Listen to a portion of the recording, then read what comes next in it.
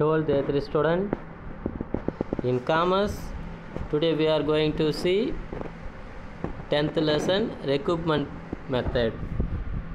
ஆள் சேர்ப்பு முறை.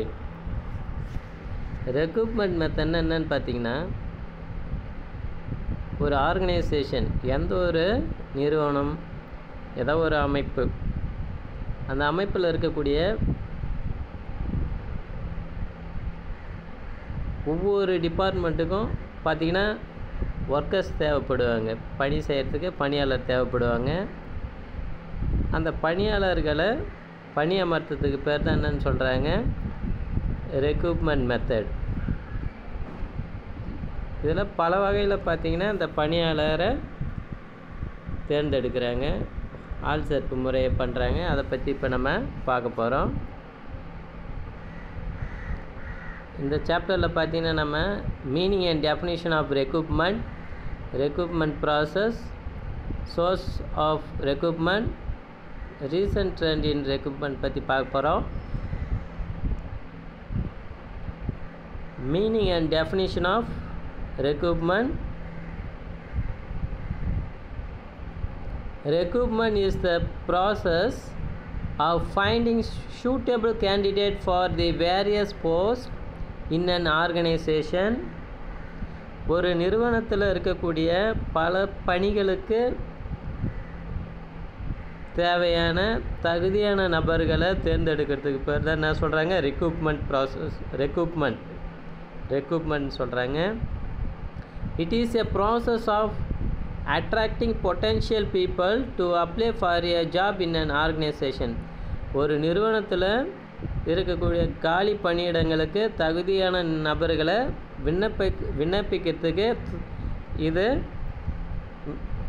அவங்கள கவர்ந்து இருக்கக்கூடிய ஒரு வகையான செயல்முறை. இது எங்கேயாவது ஒரு கம்பெனியில் காலி பணியிடம் இருக்கும், அந்த காலி பணியிடத்திற்கு தகுதியான நபரை அந்த போஸ்ட்டுக்கு அப்ளை பண்ணுறதுக்கு கவர்ந்து இருக்கக்கூடிய ஒரு செயல்முறை இது. It act as a link between job provider and job seeker. இது பார்த்திங்கன்னா வேலை வழங்குபவருக்கும் வேலை சீக்கர் மீன்ஸ் தேடுபவர், வேலை தேடுபவருக்கும் இடையே ஒரு லிங்க், இணைப்பினை ஏற்படுத்துகிறாங்க. It act as a link between job provider and job seeker. ரெண்டு நபர்களுக்கும் இவங்க பார்த்திங்கன்னா ஒரு இணைப்பு ஏற்படுத்துகிறாங்க, வேலை வழங்குபவருக்கும் வேலை தேடுபவருக்கும் ஒரு இணைப்பினை ஏற்படுத்துகிறாங்க. It encourage the prospective employees to apply for the job. இந்த ரெக்ரூட்மெண்ட் பார்த்திங்கன்னா பணியாளர்களை அந்த பணிக்கு விண்ணப்பிக்கிறதுக்கு ஊக்குவிக்கிறாங்க. எது பார்த்திங்கன்னா இந்த ரெக்ரூட்மெண்ட் பார்த்திங்கன்னா தகுதியான பணியாளர்களை ஒரு குறிப்பிட்ட பணிக்கு விண்ணப்பிக்கிறதுக்கு அவங்கள ஊக்குவிக்கிறாங்க. Then the organization scrutinize the applicant received and the suitable candidate are shortlisted for selection.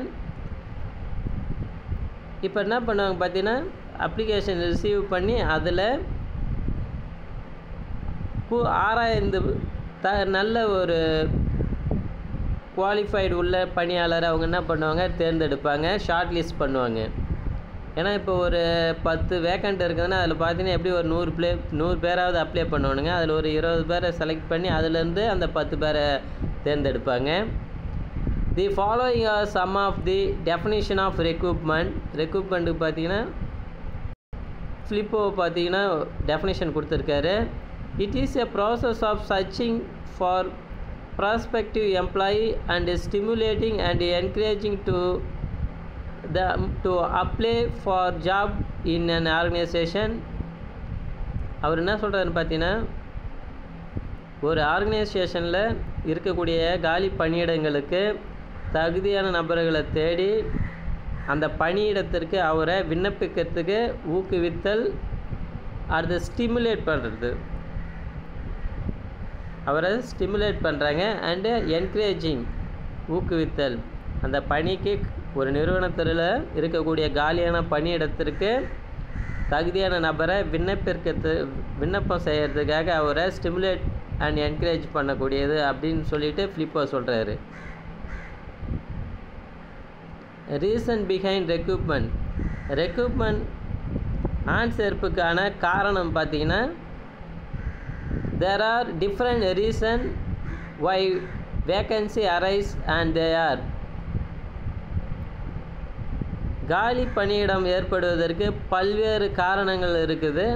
அது எதனாலன்னு பார்த்தீங்கன்னா, ரிட்டையர்மெண்ட் ஆஃப் அன் எம்ப்ளாயி. ஒரு பணியாளர் பார்த்திங்கன்னா ஒரு குறிப்பிட்ட வயசு வரையும் தான் பணி செய்ய முடியும். அதுக்கப்புறம் பார்த்திங்கன்னா அவருக்கு ஓய்வு கொடுத்துருவாங்க. இந்த ஓய்வின் மூலயமா பார்த்திங்கன்னா ஆள் சேர்ப்பு தேவைப்படுது. அடுத்தது டெத் ஆஃப் எம்ப்ளாயி. ஒரு பணியாளர் இறந்துட்டால் அந்த காலி பணியிடத்துக்கு ஃபில் பண்ணணும். அது resignation of job by an employee. ஒரு எம்ப்ளாயி பார்த்திங்கன்னா அவருக்கு அந்த வேலை பிடிக்கலன்னா, இல்லை வேறு நல்ல வேலை கிடச்சா அவர் ரிசைன் பண்ணிவிடுவார். அப்படி ரிசைன் பண்ணும்போது அந்த அவர் செஞ்ச வேலை காலியாக இருக்கும். அதை ஃபில் பண்ணுறதுக்கு நம்ம ரெக்ரூட்மெண்ட் பண்ண வேண்டியதாக இருக்கும். அடுத்தது டிசேபிள்மெண்ட் ஆஃப் அன் எம்ப்ளாயி. ஒரு பணியாளர் பார்த்திங்கன்னா திடீர்னு தகுதி இழப்பு, அவரால் ஒன்றுமே முடியாத நிலைமை ஏற்படும், தகுதி இழப்பு. அப்போ அவரால் கண்டிப்பாக எந்த ஒரு வேலையும் செய்ய முடியாது. அதனால் பார்த்திங்கன்னா அவருடைய போஸ்ட் காலியாக இருக்கும். அப்போ அதுக்கு ரெக்ரூட்மெண்ட் தேவைப்படும். அடுத்தது டிஸ்மிஸல் ஆஃப் எம்ப்ளாயி. ஒரு பணியாளர் பார்த்திங்கன்னா தேவையில்லாத சில ஏதேனும் ஒரு தவறான செயல் செய்யும்போது கண்டிப்பாக நிறுவனம் என்ன பண்ணுவாங்க பார்த்திங்கன்னா அவரை டிஸ்மிஸ் பண்ணுவாங்க. அப்போ டிஸ்மிஸ் பண்ணும்போது அந்த அவருடைய பணி காலியாக இருக்கும். அப்போ அதை ஃபில் பண்ணுறதுக்கு ரெக்ரூட்மெண்ட் பயன்படுது. Recruitment process. ஆட்சேர்ப்பின் படிநிலைகள் பார்க்குறோம். இப்போ நம்ம ஆள் சேர்ப்பு planning recruitment, determining vacancy, identifying the source, drafting information for advertisement, selecting the suitable mode of advertisement, facilitating selection process, evaluation and control. First என்ன சொல்கிறாங்க, பிளானிங் ரெக்ரூட்மெண்ட் சொல்கிறாங்க. அடுத்தது டிட்டர்மைனிங் வேக்கன்சி, அடுத்தது identifying source, drafting information for advertisement, selecting the suitable mode of advertisement, facilitating selection process, evaluation and control. இதுதான் பார்த்தீங்கன்னா recruitment process.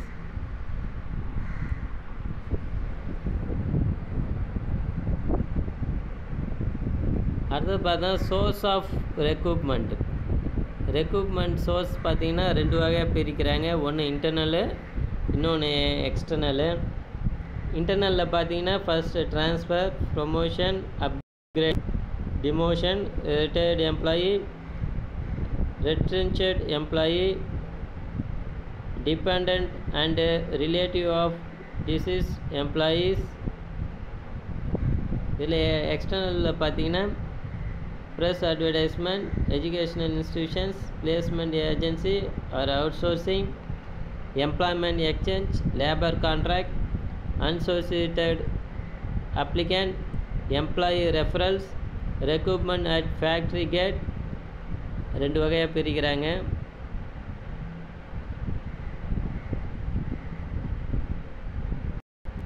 There are basically two ways by which an organization can recruit its employee, namely internal and external source.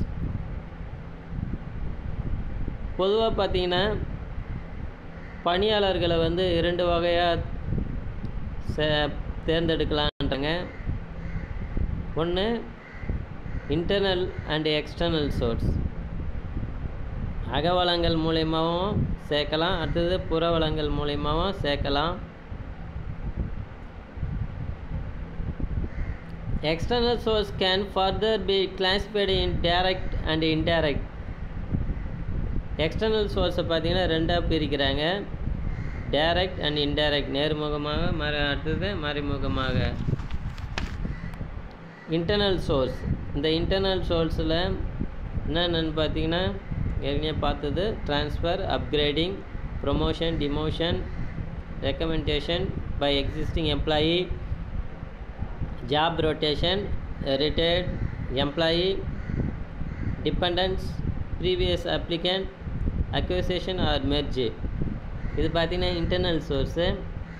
அது external source பார்த்தீங்கன்னா டேரெக்டில் வந்து advertisement, unsolicited applicant, walk-ins, campus recruitment at factory gate, rival firms, recruitment. இதெல்லாம் பார்த்தீங்கன்னா வந்து direct மெத்தடில். அடுத்த இன்டைரக்டில் பார்த்தீங்கன்னா employee referrals, government or public employment exchange, employment agency, employment consultancy, professional association, deputation, word of mouth, labour contractor, job portals, outsourcing, poaching. இந்த மாதிரி இன்டைரக்டில் வருது. அடுத்தது இப்போ நம்ம இன்டர்னல் சோர்ஸை பற்றி பார்க்க போகிறோம். இந்த இன்டர்னல் சோர்ஸ் பார்த்தீங்கன்னா ஃபஸ்ட்டு பாயிண்ட்டு ட்ரான்ஸ்ஃபர்.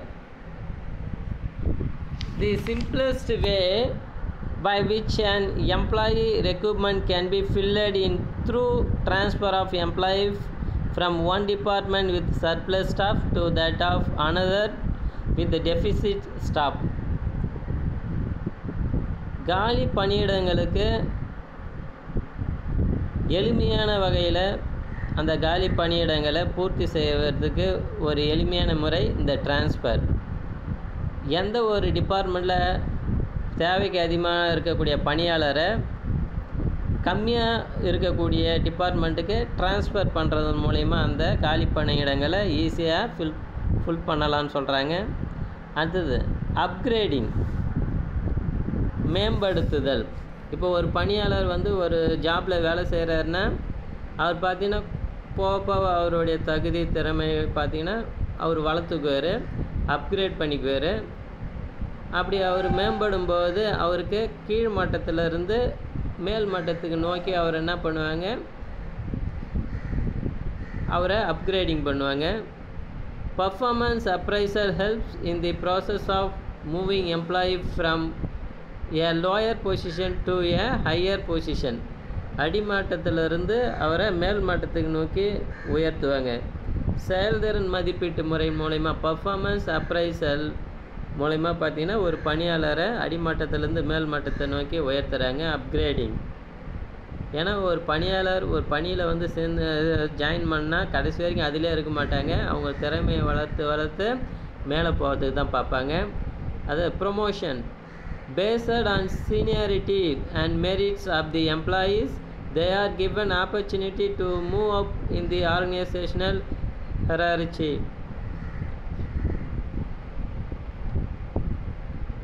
மூப்பு, வயது, அவருடைய மெரிட்ஸ், தகுதி அடிப்படையில் அந்த கம்பெனி பார்த்திங்கன்னா கிவிங் ஆப்பர்ச்சுனிட்டி, வாய்ப்பு வழங்குறாங்க. அவங்கள மேலே தூக்கிறதுக்கு, மேலே உயர்த்துவதற்கு அந்த நிறுவனத்தில் என்ன பண்ணுறாங்க, நிறுவன அமைப்பு படிநிலையில் படி அவங்க என்ன பண்ணுறாங்க, ஒரு எம்ப்ளாயை அவங்களுடைய தகுதியின் அடிப்படையில் உயர்த்துறாங்க.